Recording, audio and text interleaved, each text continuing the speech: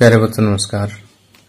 पिछले video lecture में हमने सीखा कि किसी अवतल दर्पण के सामने जब हम बिंब को कहाँ रखते हैं तो उसका प्रतिबिंब कहाँ बनता है और उसका साइज कैसा था और उसकी प्रकृति कैसी होती है, ये चीजें हमने सीखी थी। अब जो है इन स्थितियों के लिए मैं आपको किरण आरेख बनाना सिखाऊंगा। तो अब आइए समझते हैं किरण आरेख क्या होता है और इसको हम कैसे ड्रा कर सकते हैं। तो देखिए कि जैसे ये मान लीजिए हमारे पास एक कोई अवतल दर्पण है, ये इसका मुख्य अक्ष है, ये इसका वक्रता केंद्र और ये इसका फोकस है। तो इस दर्पण के सामने अगर हम कहीं भी कोई वस्तु रखते हैं तो इस तरह से किरण ड्रा करके हम इसका प्रतिबिंब दिखाएं तो ये क्या कहलाएगा, किरण आरेख कहलाएगा। तो वैसे तो इस वस्तु का हर एक भाग खुद एक वस्तु एक बिंब की तरह से काम करता है, जिससे असंख्य किरणें प्रत्येक दिशा में जो है वो निकलती हैं और उसके बाद इस दर्पण से परावर्तित होकर के लौटती हैं। लेकिन हम यहाँ असंख्य किरणों की बात नहीं करेंगे। किरण आरेख ड्रा करने के लिए हमें सिर्फ दो ही किरणों की आवश्यकता होती है, कि कम से कम दो किरणों की आवश्यकता होती है। अब देखिए कि प्रतिबिंब कहाँ बनता है, कि जहां पर कम से कम दो परावर्तित किरणें एक दूसरे को काटती है या काटती हुई प्रतीत होती है, वहां पर क्या बनेगा, वस्तु का प्रतिबिंब बनेगा। आपको मुख्य रूप से चार किरणें जो है वो बताता हूँ, उनमें से किन्हीं भी दो का प्रयोग करके हम रे डायग्राम में किरण आरेख जो है वो बना सकते हैं। ये उत्तल और अवतल दोनों दर्पणों में काम आएगी।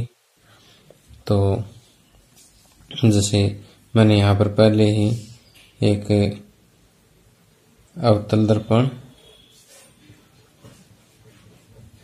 और एक उत्तल दर्पण जो है ये बना के रखा हुआ है। अब ये इसका अवतल दर्पण का मुख्य अक्ष है और ये उत्तल दर्पण का मुख्य अक्ष है। तो देखिए ये इसका वक्रता केंद्र है और ये इसका फोकस, ये इसका वक्रता केंद्र और ये इसका फोकस। ओके, तो सबसे पहली जो एक किरण हम लेते हैं वो मुख्य अक्ष के समांतर, मुख्य अक्ष के समांतर जो भी किरण आएगी वो अवतल दर्पण में परावर्तन के पश्चात फोकस में से गुजरेगी। याद रखना कि मुख्य अक्ष के समांतर आने वाली किरणें परावर्तन के पश्चात कहां से गुजरेगी, फोकस में से गुजरेगी। अब उत्तल दर्पण में देखिए, उत्तल में कि अगर मुख्य अक्ष के समांतर अगर कोई किरण आ रही है तो परावर्तन के पश्चात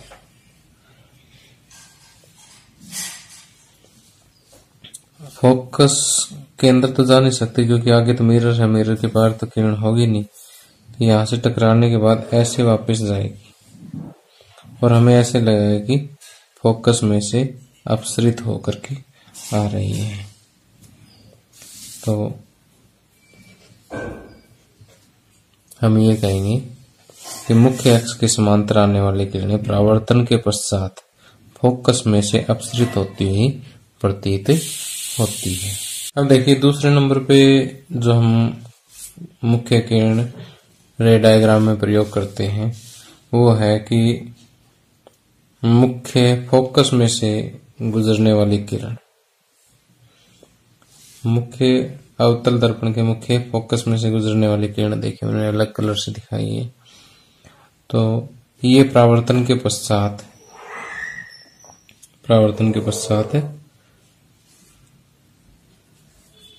मुख्य अक्ष के समांतर जाती है। ओके, जो किरण मुख्य फोकस में से होकर के गुजरती है, परावर्तन के पश्चात मुख्य अक्ष के समांतर जाएगी। और अगर हम बात करते हैं उत्तल दर्पण की, तो जो किरण मुख्य अक्ष की तरफ निर्देशित होती है, मुख्य अक्ष की तरफ निर्देशित होती है, वो परावर्तन के पश्चात मुख्य अक्ष के समांतर चली जाती है। यानी अभी तक जो मैंने दो किरणें आपको बताई वो ये है कि जो मुख्य अक्ष के समांतर आएगी, परावर्तन के पश्चात फोकस में से जाएगी या फोकस में से निकलती हुई प्रतीत होगी। और दूसरे नंबर पे जो मैंने बताया आपको कि जो मुख्य फोकस में से गुजरेगी वो समांतर चली जाएगी, और मुख्य फोकस की तरफ निर्देशित होती है वो भी समांतर की तरफ जाएगी। ओके, अब जो किरण वक्रता अवतल दर्पण के वक्रता केंद्र में से होकर के गुजरेगी, ये देखिए वक्रता केंद्र है और ये कोई किरण वक्रता केंद्र में से होकर के गुजर रही है। ये परावर्तन के पश्चात उसी रास्ते पर वापस मुड़ जाती है, जिस रास्ते पर आई उसी रास्ते पर वापस मुड़ जाती है, परावर्तित हो जाती है। या फिर अगर हम इधर बात करें तो जो वक्रता केंद्र की तरफ निर्देशित होगी वो किरण परावर्तन के पश्चात उसी रास्ते पर वापस चली जाती है। ओके, और चौथी और मुख्य जो है कि जो किरण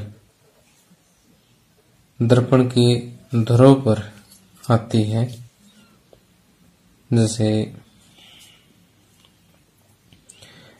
ये मुख्य अक्ष से किसी तिर्यक दिशा में, मान लीजिए ये इस तरह से थोड़ी टेढ़ी आई, जितने कोण पर ये टेढ़ी आई उतने ही कोण पर ये परावर्तित हो जाएगी। यानी यहाँ पर जो परावर्तन का नियम है वही लगेगा कि आपतन कोण बराबर परावर्तन कोण हो जाएगा।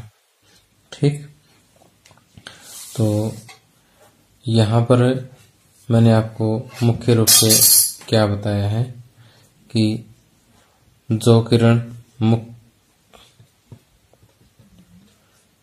मुख्य अक्ष के समांतर आएगी वो फोकस में से जाएगी, फोकस में से आएगी मुख्य अक्ष के समांतर जाएगी, सी में से जो गुजरेगी वो उसी रास्ते पर वापस चली जाएगी, और जो पी पर आएगी वो जितने कोण पर आएगी उतने कोण पर परावर्तित हो जाएगी। बस सिंपल सी चार बातें मैंने आपको बताई हैं। इन चार किरणों में से कोई भी दो किरणों का हम प्रयोग किरण आरेख बनाते समय करेंगे। ठीक है, ये जैसे मैंने आपको एक ही चित्र पर समझा दिया, आप अलग अलग चित्र पर भी इसको कर सकते हो। आपकी बुक में भी इसके अलग अलग चित्र जो है वो बने हुए हैं। तो देखिए बुक में जो पहला चित्र है वो ये बना हुआ है, पैरेलल अब फोकस में से, पैरेलल अब वो फोकस की में से निकलती प्रतीत हो रही है। उसके बाद दूसरा चित्र जो है वो फोकस में से आई पैरेलल चलेगी, या फोकस की तरफ आई वो भी पैरेलल चलेगी। जो सी में से आई वो उसी रास्ते पर वापस चलेगी, या जो सी की तरफ आई वो उसी रास्ते पर वापस चलेगी, और जो पी की तरफ जिस कोण पर आई उसी कोण पर परावर्तित होकर के चलेगी। यानी यहाँ पर जो आपतन कोण बराबर परावर्तन कोण का जो नियम है, परावर्तन का जो नियम है वो यहाँ पर लगा है। अब यहाँ पर एक छोटा सा प्रश्न ये आता है कि ये उसी रास्ते पर वापस क्यों चली जाती है, क्योंकि ये 90 डिग्री के कोण बनाता है। कि सी क्या होता है, इसका केंद्र होता है, केंद्र से ये जो त्रिज्या होगी ये यहाँ पर परिधि पर 90 डिग्री का कोण बनाएगी। तो 90 डिग्री का कोण है तो आपतन कोण भी 0 और परावर्तन कोण भी 0, तो उसी रास्ते पर वापस चली जाती है। ओके, अब देखिए कि जो अवतल दर्पण में प्रतिबिंब बनते हैं तो उनके लिए विभिन्न स्थितियों के लिए हम किरण आरेख बनाना सीखेंगे। कि जो सबसे पहली स्थिति है उसमें वस्तु कहाँ पर रखी हुई है, अनंत पर रखी हुई है। जैसे ये हमारा दर्पण है, ये दर्पण का वक्रता केंद्र है, ये इसका मुख्य फोकस है, और इस अवतल दर्पण का हम नाम दे देते हैं, इसका नाम मैं दे देता हूँ MN। और ये कोई भी वस्तु जो है यहाँ काफी दूरी पर हम ले लेते हैं कि अनंत पर है। जैसे अनंत पर ये कोई वस्तु जो है AB रखी हुई है, तो यहाँ पर हम डैश डॉटेड लाइन दिखा देते हैं, इसका मतलब ये काफी दूर पड़ी है, अनंत पर पड़ी हुई है। अगर अनंत से कोई भी किरण आती है तो मुख्य अक्ष के वो समांतर किरणें आती है, और यहाँ पर हम वो समांतर किरणें जो है मुख्य अक्ष के समांतर ले रहे हैं। तो यहाँ शुरू में मैं डॉटेड दिखाता हूँ और उसके बाद इस तरह से मुख्य अक्ष के समांतर एक किरण आ गई। इसी तरह से एक किरण आप नीचे ले लें, शुरू में डॉटेड दिखाएं, उसके बाद ऐसे डॉटेड क्यों, क्योंकि ये कहाँ से आ रही, अनंत से आ रही है। अब देखिए हमने बताया था कि जो किरण मुख्य अक्ष के समांतर आएगी वो परावर्तन के पश्चात कहाँ से गुजरेगी, मुख्य फोकस में से गुजरेगी। और इसी तरह से ये नीचे वाले भी जो समांतर आ रही है इधर से मुख्य फोकस में से गुजरेगी, और ये दोनों किरणें मिली कहाँ पर, मुख्य फोकस पर। तो प्रतिबिंब कहाँ बनेगा, फोकस पर बनेगा। साइज भी देखिए बिल्कुल पॉइंट साइज बना है, बिंदु साइज बना है, ये वास्तविक बनेगा और उल्टा बनेगा। ओके, तो ये थी इसकी पहली स्थिति। अब दूसरी स्थिति में हम वस्तु रखेंगे C से परे। कहाँ रखेंगे, C से परे। तो एक बार फिर से मैं इसको थोड़ा सा डार्क कर लेता हूँ ताकि आपको वीडियो में क्लियर दिखाई दे। ये MN हमारे पास एक मिरर हो गया, ये इसका मुख्य फोकस और ये वक्रता केंद्र C हो गया, और ये मुख्य अक्ष। अब वस्तु अपन कहाँ रखनी है, C से परे रखनी है। C से परे मान लीजिए मैंने यहाँ रख दी। इस वस्तु का नाम मैं देता हूँ AB। अब देखिए एक किरण जो है हम यहाँ से ये ले लेते हैं मुख्य अक्ष के समांतर। मुख्य अक्ष के समांतर जो किरण आई वो परावर्तन के पश्चात कहाँ से जाएगी, मुख्य फोकस में से जाएगी। ओके, यहाँ पर इसकी ये डायरेक्शन आपने दिखानी जरूरी है। दूसरी किरण आप ले लीजिए, यहाँ इसके चाहो तो आप फोकस में से ले लें, चाहो आप वक्रता केंद्र में से ले लें। वक्रता केंद्र में से अगर मैं लेता हूँ तो मुझे ये थोड़ा सा गैस और बढ़ाना पड़ेगा, सॉरी मिरर और बढ़ाना पड़ेगा। चलो बढ़ा लेता हूँ। तो यहाँ से आप ले लें, ठीक। आप चाहो तो यहाँ से F में से लेकर के इसको पैरेलल ले, वो भी यहाँ मिलेगी, और दोनों आपस में कहाँ काटती है, एक दूसरे के यहाँ पर काटती है। तो ये जो है इसका प्रतिबिंब बनेगा और उल्टा बनेगा, क्योंकि ये वाली किरण देखिए कहाँ है, यहाँ है। तो ये वाली चीज जो ऊपर है वो आपको यहाँ दिखाई देगी, ठीक। तो इसको आप नाम दोगे A' B'। ओके, और साइज भी आप यहाँ से कंपेयर कर सकते हो कि ये बड़ा है और ये छोटा है, ठीक। तो यदि वस्तु C से परे बनी हुई है तो इसकी स्थिति कहाँ होगी, F और C के बीच में, साइज छोटा, वास्तविक और उल्टा। ओके, नेक्स्ट जो है, अब अगली स्थिति में देखिए कि बिंब जो है वो कहाँ पर रखा हुआ है, C पर रखा हुआ है। तो हम ये अवतल दर्पण ले लेते हैं MN, और ये इसका F और ये इसका C है। C पर मैं एक इसका AB एक बिंब ले लेता हूँ। एक प्रकाश की किरण जो है वो मुख्य अक्ष के समांतर जाएगी। मुख्य अक्ष के समांतर जाने वाली किरण जो है वो फोकस में से होकर के गुजरेगी, ठीक। और एक किरण जो मुख्य फोकस में से होकर के जाती है वो परावर्तन के पश्चात मुख्य अक्ष के समांतर जाएगी। ठीक, क्या हुआ कि जो समांतर आई मुख्य फोकस में से गई, जो फोकस में से है इसके समांतर गई, और दोनों जहां पर मिलेगी वहां पर क्या बनेगा, इसका प्रतिबिंब बनेगा। तो देखिए ये ए डैश और ये बी डैश।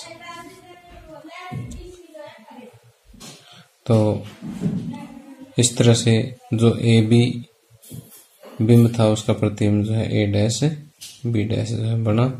अब ये वस्तु के बराबर ही बनेगा और उल्टा बनेगा, तो समान साइज का बनेगा वास्तविक और उल्टा बनेगा। इसी तरह से हम फटाफट बाकी 3 चित्र और बना सकते हैं। और अगला जो चित्र है वो देखिए कि इसमें है वस्तु कहाँ पर रखी हुई है, एफ और सी के बीच में रखी हुई है।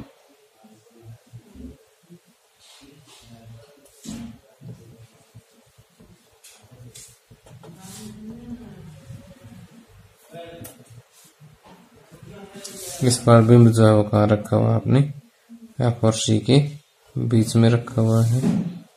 एफ और सी के बीच में रखेंगे तो जो एक किरण तो देखिए समांतर जानी ही है, जो समांतर जाने वाली किरण है वो फोकस में से होकर के गुजरेगी,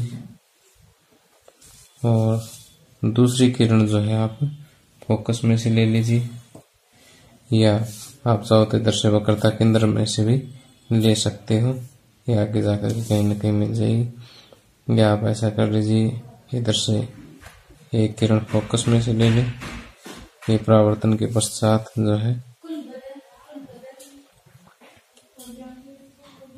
मुख्य अक्ष के समांतर चली जाएगी, और मुख्य अक्ष के समांतर जाने के पश्चात जो है ये एक दूसरे को यहाँ पर प्रतिच्छेद करती है। तो जो इमेज बनेगी वो यहाँ पर बनेगी, उल्टी बनेगी, इससे बड़ी बनेगी। ओके, आप चाहो तो यहाँ से वक्रता केंद्र में से भी गुजार सकते हो इसको। ठीक, ये पेन थोड़ा सा मोटा है, अगर ये चित्र आप बारीक पेंसिल से बनाना बिल्कुल सही आएगा। थोड़ा बहुत इसमें एरर हो सकता है क्योंकि पेन मेरे पास थोड़ा सा मोटा है। और अब देखिए कि वस्तु अगर फोकस पर रखी हुई है, फोकस पे रखी हो तो इसका जो चित्र है वो कैसे बनाओगे आप, कि पहले मैं इसको थोड़ा सा डार्क कर लेता हूँ, आपको क्लियर दिखाई दीजिएगा।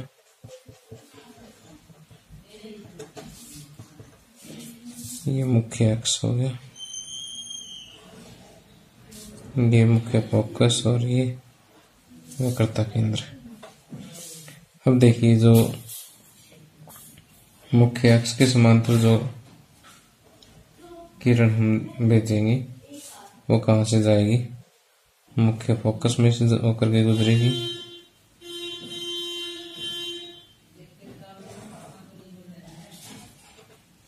ठीक। उसके बाद जो किरण इधर जाएगी वो, यानी जो किरण सी में से होकर के जाएगी वो उसी रास्ते पर वापस लौट जाएगी। और ये दोनों किरणें जो है आपस में समांतर है। अगर समांतर है तो देखिए आगे तक चलती रहेगी, और दो समांतर किरणें जो है कहाँ पर जाकर के मिलती है, अनंत पर जाकर के मिलती है, तो इसका प्रतिबिंब भी कहाँ बनेगा, अनंत पर बनेगा। तो यहाँ से देखिए कि अगर वस्तु F पर है तो प्रतिबिंब कहाँ बनेगा, अनंत पर, और अत्यधिक विवर्धित यानी ये काफी बड़ा बनेगा, वास्तविक बनेगा और उल्टा बनेगा। P तथा F के बीच में अगर कोई बिंदु हो तो, अब देखिए ये भी काफी इम्पोर्टेंट है। अगला जो और लास्ट रे डायग्राम है वो है F और P के बीच में हो तो वस्तु, अगर वस्तु F और P के बीच में हो तो देखिए वस्तु मैंने बना दी है। एक रे तो वही मुख्य अक्ष के समांतर जाएगी, मुख्य अक्ष के समांतर जाने वाली किरण यहाँ से टकराने के बाद F में से होकर के गुजरेगी, ओके, इधर गई और यहाँ से टकराने के बाद अब में से होकर के गुजरेगी। और दूसरी किरण जो सी में से होकर के गुजरेगी वो परावर्तन के पश्चात जैसे यहाँ से गई और इसी रास्ते पर वापस आ जाती है। थोड़ा सा गलती से मुड़ गया, देख लेना। अब देखिए, ये हमें ऐसा प्रतीत होगा कि ये आगे दोनों किरणें जैसे इधर आ रही है ना, हमें ऐसे लगेगा कि ये यहाँ किसी बिंदु से आ रही है। तो इसका प्रतिबिंब जो है यहाँ पीछे बनेगा। पीछे बनेगा तो वो क्या बनेगा, सीधा बनेगा। इससे देखिए काफी बड़ा बन रहा है। Okay, clear. तो इस तरह से हम ये कहेंगे कि जो पीछे प्रतिबिंब बना वो कैसे बनेगा, आभासी बनेगा, सीधा बनेगा। क्योंकि जो दर्पण के पीछे जो प्रतिबिंब बन गया वो हमेशा ही आभासी होगा, उसको आप स्क्रीन पर नहीं ले सकते। जो इस साइड बनेगा उसी को हम स्क्रीन पर ले सकते हैं। ठीक, अब आभासी और वास्तविक प्रतिबिंबों का एक अंतर और बता देता हूं कि जहां पर किरणें वास्तव में मिलती है, परावर्तन के पश्चात किरणें वास्तव में जहां पर मिलेगी वहां पर तो वास्तविक प्रतिबिंब बनेगा। जैसे इन 5 चित्रों में परावर्तन के पश्चात किरणें एक जगह पर वास्तव में एक दूसरे को प्रतिच्छेद कर रही है, तो यहाँ तो वास्तविक प्रतिबिंब। और यहाँ पर सिर्फ मिलती हुई या यहाँ से निकलती हुई प्रतीत हो रही है। जहां पर वास्तव में किरणें नहीं मिलती वहां क्या बनता है, आभासी प्रतिबिंब बनता है। अब आ गया था अवतल दर्पणों के उपयोग। अवतल दर्पणों के उपयोग में देखिए कि इसका उपयोग जो है टॉर्च में, सर्च लाइट में, या वाहनों के जो आगे की जो हेडलाइट्स जो होती हैं उनमें जो है पैरेलल लाइट्स प्रोड्यूस करने के लिए, समांतर किरण पुंज प्राप्त करने के लिए इसका प्रयोग किया जाता है। इसका प्रयोग चेहरे को बड़ा देखने के लिए शेविंग दर्पणों में प्रयोग किया जाता है। इसके अलावा जो डेंटिस्ट होते हैं, दंत चिकित्सक, दांतों के जो डॉक्टर होते हैं, वे अवतल दर्पणों का प्रयोग करते हैं जिससे मरीज के दांतों का जो है बड़ा प्रतिबिंब जो है दिखाई दे जाए। इसके अलावा जो सौर भट्टियां होती है, जो सूर्य से चलने वाली भट्टियां या सोलर कुकर वगैरह जो होते हैं, उसमें सूर्य का प्रकाश एक जगह पर केंद्रित करने के लिए जो है अवतल दर्पणों का प्रयोग किया जाता है। जैसे मान लीजिए कि हमने पहले चित्र में देखा कि सूर्य का प्रकाश यहाँ आया और सारी किरणें जो इसके फोकस पर इकट्ठी हो जाती हैं। तो इस टाइप से जो है इसका प्रयोग सौर भट्टियों में भी किया जाता है। तो प्यारे बच्चों, आज इस लेक्चर को मैं यहीं पर समाप्त कर रहा हूँ। अगले लेक्चर में जैसे हमने यहाँ पर अवतल दर्पण के सामने अगर कोई वस्तु रखी है तो उसका प्रतिबिंब कैसा बना, उसकी प्रकृति कैसी है, उसके बारे में पढ़ा, अवतल दर्पण के उपयोगों के बारे में पढ़ा। उसी तरह से जो अगला वीडियो है उसमें हम उत्तल दर्पण के सामने वस्तु कहाँ रखेंगे तो उसका इमेज कहाँ बनेगा। तो जैसे इसमें 6 चित्र बने हैं, उसमें सिर्फ 2 ही चित्र हैं, बिल्कुल आसान सा है वो। और उत्तल दर्पण के उपयोगों के बारे में पढ़ेंगे और जो अभी तक जितना हमने पढ़ लिया है उस पर जितने भी अभ्यास के प्रश्न हैं और जो न्यूमेरिकल्स आए हैं यानी संख्यात्मक प्रश्न जो है उनको भी हम हल करेंगे इससे अगले वीडियो लेक्चर में। तो प्यारे बच्चों, आपको वीडियो कैसा लगा है इसके बारे में अपनी टिप्पणी या कमेंट जरूर दें। Thank you, have a nice day.